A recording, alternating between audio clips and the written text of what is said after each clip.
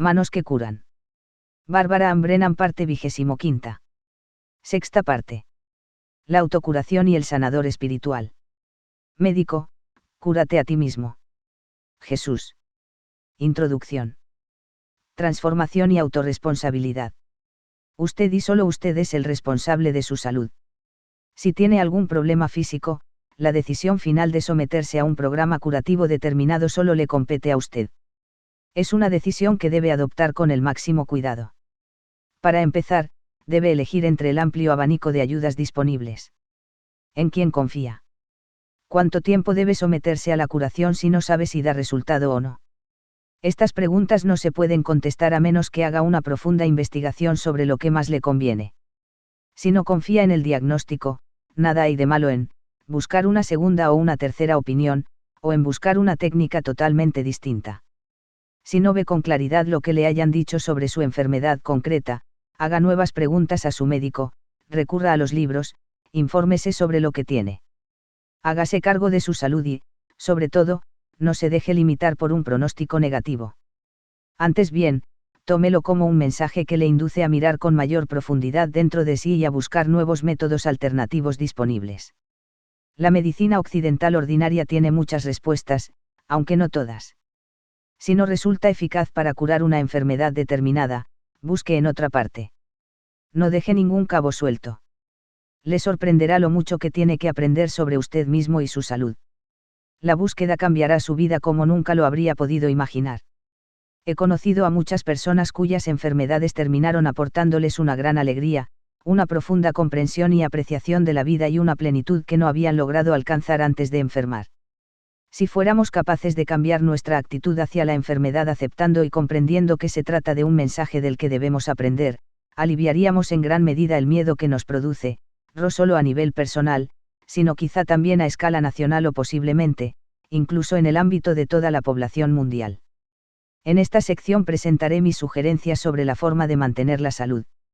Se incluyen prácticas diarias optativas, así como comentarios sobre la dieta, el espacio y el vestido. Pero, sobre todo, para mantener su salud necesita amor. El amor hacia uno mismo es el mayor sanador, pero también exige una práctica diaria. Capítulo 25. El rostro de la nueva medicina. El paciente se convierte en sanador. A medida que cambia nuestro punto de vista sobre la enfermedad, también lo hace nuestra forma de tratarla. A medida que ganamos en eficiencia en su diagnóstico y tratamiento podemos determinar mejor nuestros programas curativos. Cada individuo es único y requiere una combinación ligeramente distinta de los agentes empleados en el proceso curador. También es diferente cada sesión de curación. El sanador debe estar provisto de amplia información, mucho amor y buenos contactos con sus guías espirituales para curar y canalizar. A medida que pasamos a métodos más refinados de curación, la práctica se convierte en arte. He aquí el caso práctico detallado de un paciente con el que trabajé durante más de 2 años. Dicho caso demuestra que lo que pienso no es más que una motita en comparación con lo que nos espera. He elegido a David porque su trabajo ilustra todos los niveles y fases de la curación. Demuestra lo mucho que puede profundizar la curación en la estructura de la personalidad si se realiza prolongadamente. Joan ha dicho que la sustancia precisa tomada en la cantidad apropiada en el momento justo actúa como materia transformadora. En este caso práctico utilicé una combinación de imposición de manos, acceso directo a la información y análisis psicodinámico. Todo ello, complementado con la iniciativa y la autorresponsabilidad del propio paciente, motivó no solo la curación de su enfermedad, sino también la verificación de cambios muy profundos en su vida. Estos últimos solo fueron posibles gracias a que el paciente asumió la plena responsabilidad de su propia curación. Una parte clave de cualquier curación es averiguar la causa primigenia de la enfermedad. El acceso directo a la información es siempre una valiosísima herramienta para lograrlo. En el caso que se presenta, comento la causa de la enfermedad desde el punto de vista de la circunstancia vital física, la implicación psicodinámica, el sistema de creencias del paciente y su plan de vida espiritual. La curación de David. David se crió en California. Sus padres eran psicólogos. Al chico le encantaba ir al mar, practicar el surf y disfrutar del sol. Se graduó en kinesiología en la Universidad de California y se dedicó a la enseñanza. Más adelante pasó algún tiempo en la India, donde se enamoró de una compatriota, Ann, y enfermó gravemente. Ambos regresaron a los Estados Unidos, donde, a lo largo de los 4 años siguientes, él recorrió todo el país en busca de un remedio para su enfermedad. Le hicieron varios diagnósticos sobre una posible mononucleosis, hepatitis crónica e infección por virus desconocidos, e incluso le dijeron que no le pasaba nada, que todo estaba en su mente. Pero sus energías iban decreciendo rápidamente y cada vez le resultaba más difícil trabajar. Para cuando acudió a mi consulta, la energía solo le duraba 1 o 2 días, luego tenía que pasarse en cama otro tanto. Cuando llegó, David presentaba el campo energético que se ve en la figura 25A1. El problema más grave y evidente estaba en el chakra de su plexo solar, abierto y desgarrado, que había que coser para darle forma en todas las capas estructurales, incluyendo la séptima. El segundo en orden de importancia era la deformación de su primer chakra, doblado hacia la izquierda y atascado. Ello le incapacitaba para introducir energía en el sistema energético a través del chakra de base. La combinación de un chakra desgarrado, el tercero, que dejaba escapar energía, y otro atascado, el primero, producía el grave agotamiento del sistema energético. Algo que sentiría mucho físicamente, toda vez que el primer chakra metaboliza la mayor parte de energía relacionada con la fortaleza física, como se ha dicho en el capítulo 11. Además de estos problemas, el aura mostraba también agotamiento y debilidad en el segundo chakra, que se relaciona no solo con la función sexual, que estaba deprimida, sino con el sistema inmunológico. Ahí se encuentra situado un centro linfático. El centro cardíaco mostraba un bloqueo profundo en el interior de su torbellino. Este está asociado también, a través del timo, con el sistema inmunitario. El bloque se encontraba a 2/3 del recorrido de la espiral del chakra cardíaco. Cuando he visto esta configuración en alguna persona, siempre ha estado asociada con alguna cuestión referida a la relación del individuo con Dios y su fe en la voluntad divina. Ampliaré este tema más adelante. El centro de la garganta, asociado con la comunicación, la autorresponsabilidad y el hecho de dar y recibir, se encontraba insuficientemente cargado. El tercer ojo estaba atascado y bloqueado en toda su extensión en la cabeza y la glándula pineal. El chakra de corona era débil y estaba falto de carga. Toda el aura estaba desinflada y turbia. Figura 25A1, estudio del caso práctico de David, vista diagnóstico. A antes de la curación. B. Después de la curación. Al examinar estos órganos pude ver un gran atasco y energía oscura en el hígado. Presentaba 3 capas descoloridas. Una de ellas era de color verde fangoso, otra de amarillo sucio y, más profundamente, cerca de la espina dorsal, había zonas casi negras. La matriz etérea de dicho órgano estaba desgarrada y deformada.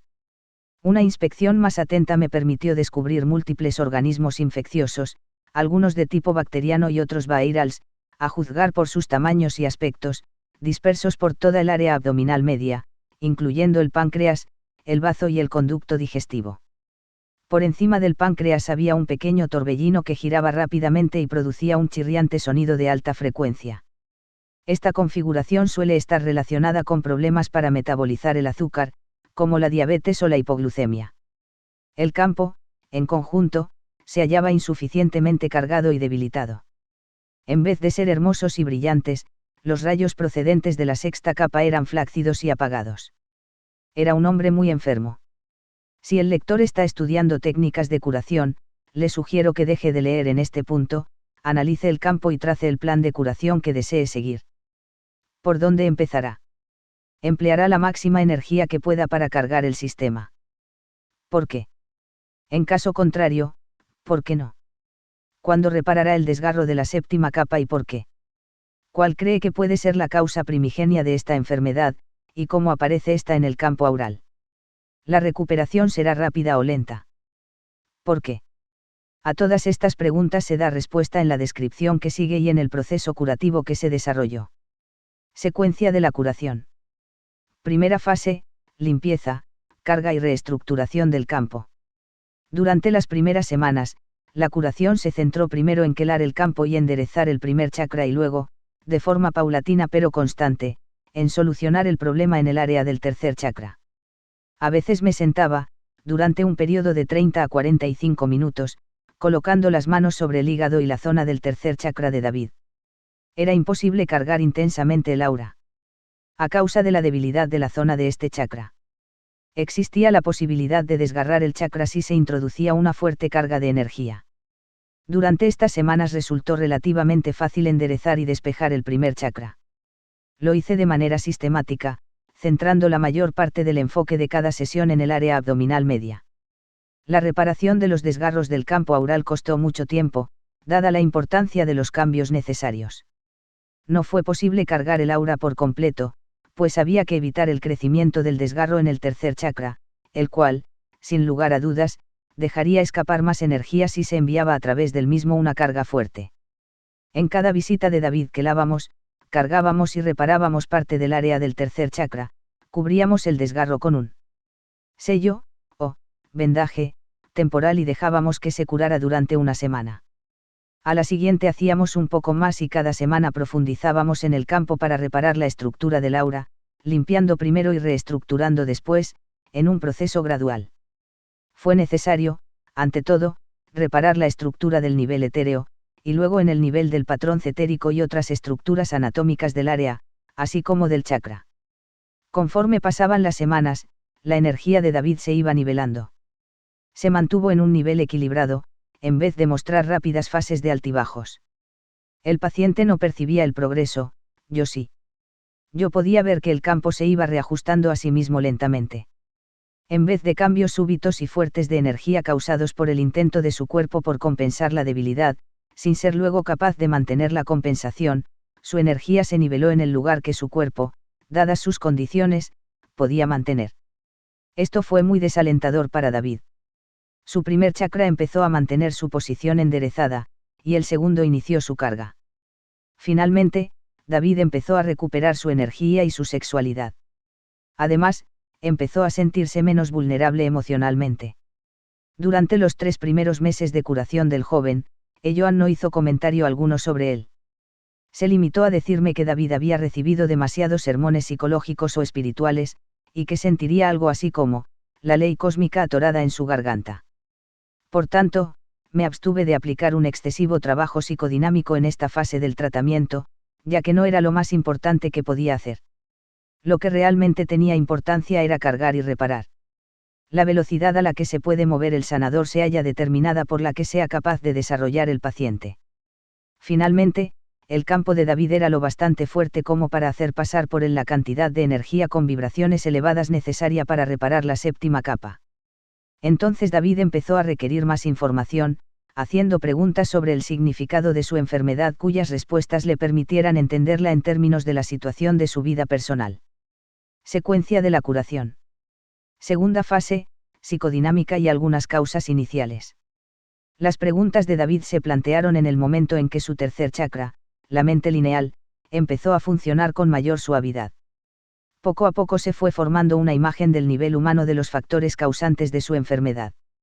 Todo niño tiene fuertes conexiones con su madre, como se ha dicho en el capítulo 8.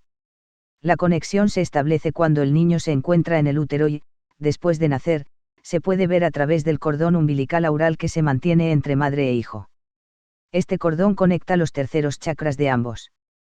También se forma, tras el parto, una fuerte conexión cardíaca entre el hijo y la madre a través de sus chakras del corazón. El desgarro original en el tercer chakra de David se produjo en algún momento próximo a la pubertad, cuando se rebeló contra el dominio y el control de su madre. Antes, David había hecho cuanto le era posible por complacerla. Sus 2 progenitores, psicólogos, habían utilizado errónea e inconscientemente sus conocimientos de psicología para ejercer el control sobre su hijo. La solución de David para lograr su autonomía es la que emplean muchos adolescentes, romper los lazos con sus padres. Por desgracia, la única forma que conocía fue la de romper literalmente el que le unía a su madre. Ello le dejó con los cordones umbilicals oral sueltos y con un agujero en el área del plexo solar.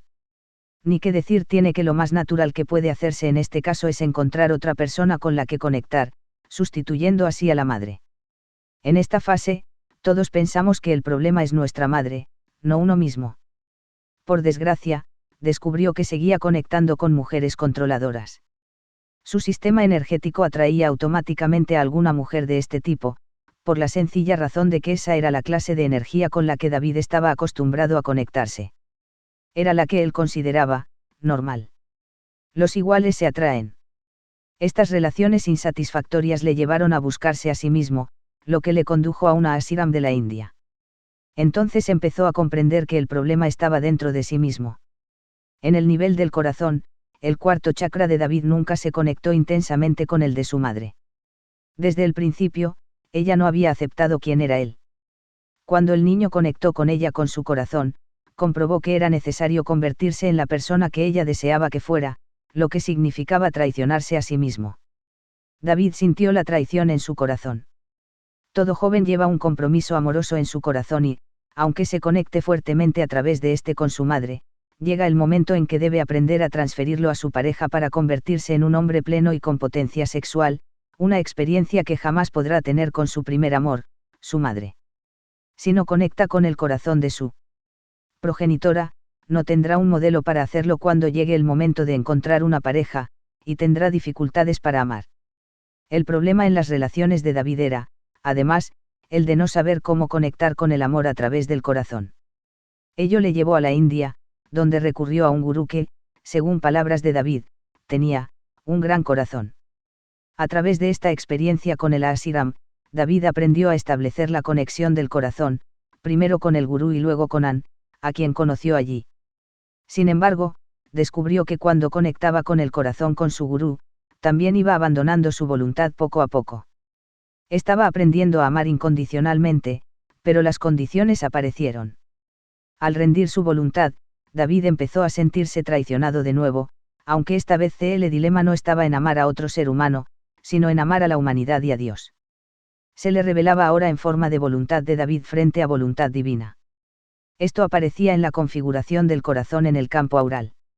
David estaba comprobando que ahora, cuando había dejado de ser un buen chico para mamá, empezaba a serlo para el gurú y para Dios.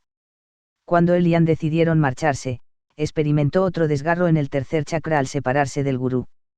Pero ya había aprendido a usar el corazón. Por primera vez en su vida estaba profundamente conectado con una mujer a través del corazón, así como a través de los chakras del plexo solar. La búsqueda de la aceptación y del amor perfecto es muy fuerte en el alma humana, que es conducida en esa búsqueda a lo largo de un prolongado aprendizaje. He comprobado que las personas que pasaron años viviendo en una comunidad espiritual durante la década de los 70 aprendieron a abrir sus corazones, pero fueron cediendo lentamente gran parte de su autonomía, como lo hicieron en la infancia. Muchos consideraron que les ayudaba el hecho de experimentar un profundo amor dentro de los límites de una comunidad estructurada antes de que pudieran aportarlo al mundo por sí mismos. Esto es cierto, en especial, si no se ha experimentado en el hogar infantil. Después de haber sentido el amor en una comunidad y habiendo abandonado, desafortunadamente, parte del libre albedrío para lograrlo, necesitan mantener ese amor en el corazón y rendirse a la voluntad de Dios manifestada dentro de su propio corazón, y no a la definición de la voluntad de Dios formulada por cualquier otra persona. A medida que la curación de David fue progresando, los problemas de las relaciones con su novia, que eran crónicos, se hicieron intolerables para él. Mudaba de una forma que no era compatible con las vibraciones de su pareja, ya que ella no cambiaba del mismo modo. Las pulsaciones de sus campos habían dejado de ser armónicas. Cualquiera que haya mantenido una prolongada relación conoce este fenómeno. Si uno cambia pero su pareja no lo hace al mismo ritmo, llega un momento en que ambos se preguntan con quién están viviendo. Cambiará y se hará compatible el otro. Esto suele ser posible si ambos viven con paciencia y amor, de lo contrario, uno se marchará, tarde o temprano. David y Ann intentaron resolver juntos sus problemas. Con grandes dosis de amor y sinceridad, se centraron principalmente en la psicodinámica de su situación. David había centrado su interés primordial en el trabajo, en su libertad y en alcanzar su propio poder personal.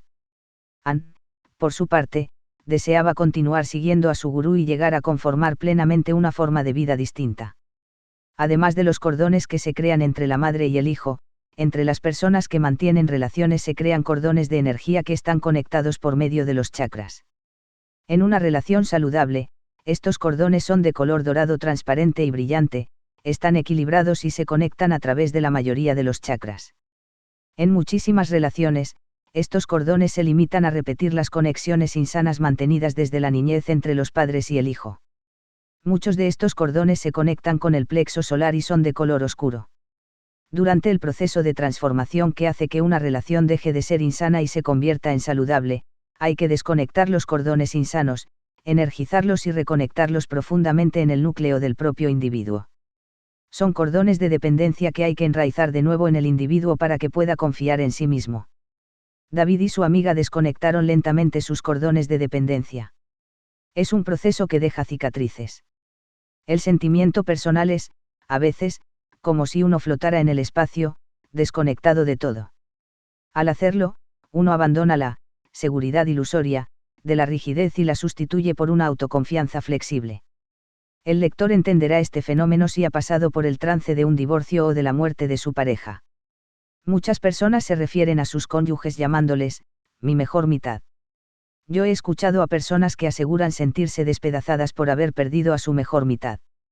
En un trauma tan grave, uno siente que le han arrancado toda la parte delantera. Esto es literalmente cierto. Tras una separación tan dolorosa he visto con frecuencia cómo flotaban en el espacio los hilos del plexo solar. Secuencia de la curación. Segunda fase, sustancias transformadoras. Cuando David recuperó su poder desempeñó un papel más activo en las sesiones de curación. Empezó a formular preguntas muy específicas a Joan. Le preguntó qué tratamiento físico debería seguir. Yo todavía podía ver los microorganismos en el área media abdominal de David, necesitaba algo.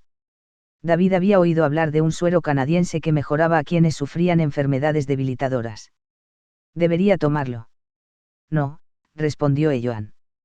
Tal vez ese ayudara un poco, pero hay otro fármaco que resultaría poderoso. Joan me dijo que estaba relacionado con algo que se usa en el tratamiento del paludismo, como la quinina. Seguidamente, Joan me mostró una imagen de una piscina y dijo que la primera parte de la palabra era cloro, como el que se utilizaba en ella. El nombre del fármaco se parecía a cloroquinina, cloroquina. Joan dijo que si David tomaba aquel medicamento, este le limpiaría el hígado. Me hizo ver una imagen del hígado de David lavándose con un líquido plateado. Joan añadió entonces que David podía obtener el fármaco acudiendo a un médico del área de Nueva York, donde vivíamos. Dijo, además, que David no debía tomar una dosificación estándar, sino que tendría que cambiarla según sus necesidades, comprobando cada día lo que necesitaba por medio de su elevada percepción sensorial y un péndulo. David inició sus investigaciones y, cuando regresó a mi consulta la siguiente semana con un poco de cloroquina, me quedé asombrada. Nunca había tenido noticia de aquel fármaco. David había preguntado al médico si conocía una medicina como la que Joan había descrito. El doctor acudió inmediatamente a un libro de su estantería en el que se describían los usos de la cloroquina, se empleaba en determinados casos de hepatitis crónica como la que sufría David. El diagnóstico coincidía con el de Joan. David empezó a medicarse, comprobando a diario con su péndulo la dosificación. Los primeros días de medicación le afectaron tremendamente, no solo en el aspecto físico, sino también en el emocional. Recayó en su profunda agonía emocional. Experimentó con gran intensidad sus problemas, descritos más arriba. La descripción que hizo de la experiencia que tuvo cierto día fue que lo había pasado, excavando en el vientre de su novia. Sabía que se trataba de una limpieza. Deseaba reexperimentar las sensaciones para curarse a sí mismo. 5 días después de empezar a tomar la cloroquina suspendió la ingesta, como le había sugerido el péndulo. Joan dijo a David que tomara té limpiador y vitaminas durante 1 o 2 semanas después de la primera tanda de cloroquina. Pude ver en su campo aura, que, después de medicarse durante 5 días, el colon de David, embarrado, de color pardo amarillento, se estaba atascando a causa de la descarga de toxinas a medida que despejaba sus infecciones. Era necesario recurrir a los tés limpiadores. Después de pasarse varios días sin tomar el oroquina, la lectura del péndulo de David le indicó que era el momento de reanudar la ingesta, y así lo hizo. Tomaba la medicina unos días y descansaba otros. Cada vez que la ingería, se hundía en otra capa de su personalidad que era necesario despejar y, al hacerlo, el muchacho resurgía con más fuerza, más vida, más poder. Cada vez que se medicaba, más microorganismos abandonaban su cuerpo y su aura se hacía más brillante y plena. Estaba transformándose auténticamente. En ocasiones, Joan le sugería alguna otra vitamina o sales celulares, por ejemplo, fosfato ferroso o fosfato férrico, para la curación. Pregunté a Joan por qué no había mencionado antes la cloroquina y me respondió que el campo de David estaba tan dañado que no hubiera sido capaz de soportar los fuertes efectos de ese fármaco hasta que se hubiera completado la reparación. Durante la segunda fase de la curación, cuando David empezó a practicar la psicodinámica, él y Ann rompieron en varias ocasiones. Llevaban juntos más de una década y tenían muchísimas cosas que aclarar entre ambos. Se fueron apartando cada vez más hasta que se consumó la separación. Desde el punto de vista aural, como el plexo solar de David ya no estaba rasgado y su campo aural se encontraba brillantemente cargado, sus vibraciones habían dejado de ser compatibles con las de su antigua pareja. La elección de ella fue cambiar en otra forma, seguir su propio camino y crearse una nueva vida propia. A medida que David recuperaba su poder, inició el tratamiento de sus relaciones con Dios y con la voluntad divina. Empezó a meditar para encontrar la voluntad de Dios dentro de su propio ser. Al hacerlo, comenzó a despejar la profunda retención que había dentro de su chakra cardíaco. Empezó a rendirse a su propio corazón. Emmanuel, 1985, ha dicho: desear una liberación hace más difícil liberarse. Porque no hay que rendirse a la voluntad, sino a la rendición. La lección final para cada alma es la rendición completa a la voluntad de Dios manifiesta en tu propio corazón. Algún tiempo más tarde, David conoció a otra joven y entabló relaciones con ella. Resultó ser una relación de gran apoyo y nutrición para él. Al leer para David dicha relación, pude ver que él recibía alivio del campo de su nueva pareja. Era como si el efecto de su mera compañía se expandiera por el campo aural del muchacho, mientras que antes siempre había contraído su campo ante la persona con la que mantenía relaciones. Secuencia de curación. Cuarta fase, transmutación y renacimiento. El último mes que trabajé con David empecé a observar en su campo una configuración que no había visto hasta el momento, puesta al descubierto, al parecer, por el trabajo que habíamos realizado. Parecía como un capullo de gusano de seda que rodeara la espina dorsal. Me resulta difícil precisar en qué nivel del campo se encontraba, pero daba la impresión de que el capullo escondía una enorme cantidad de energía. No se lo dije a David, sino que me limité a observarlo en silencio mientras trabajaba para despejar el sexto chakra de mi paciente. El resto del aura estaba limpio y brillante, figura 26 a 1b. El aspecto de David cuando acudió a la última sesión de curación era muy distinto. Su aura era 2 veces más brillante y mucho más amplia de lo normal. El capullo se había abierto. Le pregunté qué le había sucedido y me respondió que durante el fin de semana había tomado un producto popularmente llamado éxtasis, o MDMA, una droga sintética del tipo feniletilamina sintetizada a partir de la metanfetamina y el safrol. Al realizar una inspección más atenta, pude ver que el MDMA había abierto el lado izquierdo de la glándula pineal. La mucosidad que se había acumulado parcialmente en el tercer ojo como consecuencia del consumo de marihuana y LSD se había despejado en el lado derecho. Todavía quedaba trabajo por hacer, pero el cambio general del campo de David resultaba sorprendente. Como mis observaciones habían demostrado siempre que las drogas psicotrópicas tenían un efecto negativo sobre el aura, pregunté a Joan al respecto. Esto es lo que me respondió: depende de quién las tome y de cuál sea la configuración de su campo en el momento de ingerirlas. Como el sexto chakra de David estaba obturado y había llegado el momento de hacer algo para abrirlo, la droga tuvo un poderoso efecto. Sin embargo, si el paciente necesitara centrarse en un chakra distinto, el efecto, con toda probabilidad, hubiera sido negativo. Cuando otra paciente preguntó si podía tomar MDMA, Joan contestó: no te lo recomendaría. Toma mejor ovatropina para reforzar tu segundo chakra, que es donde hay que trabajar. La ovatropina se fabrica con ovarios de vaca desecados en congelador. La joven siguió el consejo y los resultados que obtuvo fueron similares a los alcanzados por David con la cloroquina. Joan desea subrayar que la nueva medicina se ocupa de la curación de la persona completa a todos los niveles. Centra su interés en el destino del alma. ¿Qué lección debe aprenderse y cuál es la mejor forma de que la aprenda el individuo? En última instancia, la lección le mostrará que usted es una chispa de lo divino. Cuanto más recuerde esto, más cerca estará de lograrlo. Las drogas pueden utilizarse como sustancias transformadoras, esa es su finalidad. No curan la enfermedad, pero ayudan al individuo a curarse a sí mismo. La sustancia precisa en la cantidad justa y en el momento apropiado ayudan al individuo a transformarse, dice Elloan. David hizo numerosas preguntas a Elloan durante nuestra última reunión. Lo que nos reveló sobre sus cambios y el significado del capullo fue muy alentador. David le preguntó qué le había sucedido un mes antes, aproximadamente, cuando empezó a sentir un profundo cambio, al parecer permanente, en su interior. Fue entonces cuando yo empecé a ver el capullo. En aquel momento, David empezaba a sentir que controlaba su vida, que estaba empezando a volverse como deseaba ser. Mantenía una encantadora relación y decidió trasladarse a la costa oeste. Elloan dijo que hacía un mes que David completó realmente su encarnación. El último ciclo de consumación había comenzado 6 años antes, cuando se marchó a la India. Ese fue el último ciclo de esta vida, en la que había decidido encarnarse, para abrir su corazón. En realidad, concluyó la tarea un mes antes. En aquel momento estaba en libertad para partir, pero decidió no hacerlo y reencarnarse en el mismo cuerpo. Elloan dijo que las vidas futuras están dispuestas en el campo antes de nacer y que pueden adoptarse al término de una vida si el individuo decide hacerlo. Esto se puede hacer sin abandonar el cuerpo. Piensa en lo mucho más eficiente que resulta, dijo Elloan. La energía del capullo manifestada alrededor de la espina dorsal de David era la conciencia energética de la vida que estaba a punto de iniciar. Elloan dijo que pasaría los 3 próximos años integrando 2 niveles de su ser en uno solo, y que le costaría algún tiempo acostumbrarse a ello. Al integrar esta energía en su propia realidad, dispondría de una cantidad mucho mayor de energía y conocimiento.